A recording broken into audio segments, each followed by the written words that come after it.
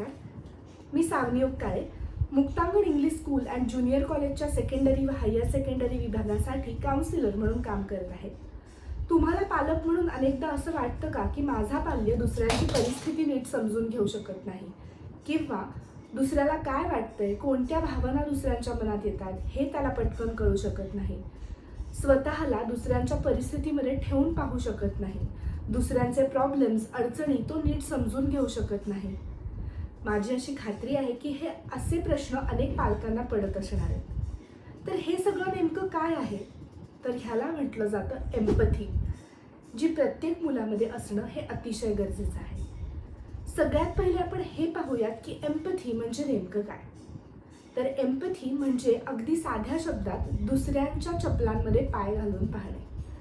म्हणजे दुसरा काय परिस्थितीतून जातोय, नेमकी काय परिस्थिती त्याच्यावर आली असेल ज्यामुळे तो असा वागतोय, किंवा काय कारणं असू शकतात ज्याच्यामुळे त्याची वागण्याची पद्धत अशी बदलली असू शकते, हे समजून घेणं म्हणजे एम्पथी. जसं मी मगाशी म्हटलं की दुसऱ्यांच्या चपलेमध्ये पाय घालून त्यांचं आयुष्य जगणं म्हणजे एम्पथी असू शकते. पण अनेकदा दोन शब्दांमध्ये आपलं बऱ्याचदा कन्फ्युजन होतं, ते म्हणजे एम्पथी आणि सिम्पथी. तर एम्पथी आणि सिम्पथीमधला नेमका फरक काय आहे हे आता आपण पाहूयात. तर सगळ्यात पहिले म्हणजे एम्पथी आणि सिम्पथीबद्दल बोलताना शब्दांची रचनाच थोडीफार वेगळी असू शकते. कशी काय ते आपण थोडंसं पाहूया. जेव्हा आपण एखाद्या माणसाला सिम्पथी दाखवतो तेव्हा बऱ्याचदा अरे अरे तुझ्याबरोबर फार वाईट झालं, असं व्हायला नको होतं, हे शब्द बोलले जातात.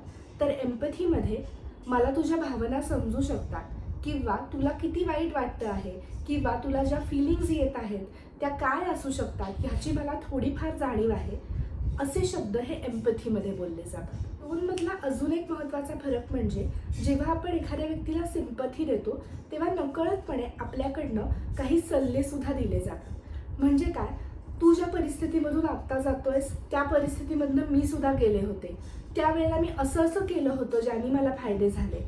हा झाला सिम्पथीमधला घटक.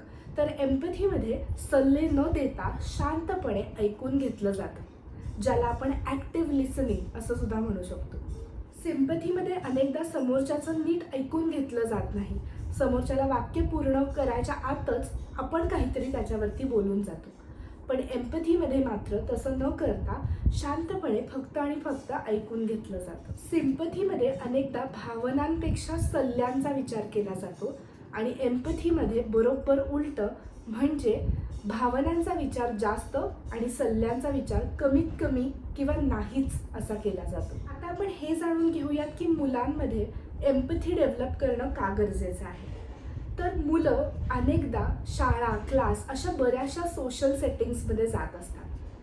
आता ह्यानी काय होतं, मुलं अनेक प्रसंगांना, अनेक माणसांना वेगवेगळ्या वेळी सामोरी जात असतात. त्यावेळी एखादी व्यक्ती आपल्याला काहीतरी बोलली तर मुलं काहीतरी पटकन रिॲक्ट होतात. पण तसं न करता आपण जर आपल्या मुलांना एम्पथी शिकवली तर मुलं नक्कीच समोरच्याच्या चपलेत पाय घालून बघतील.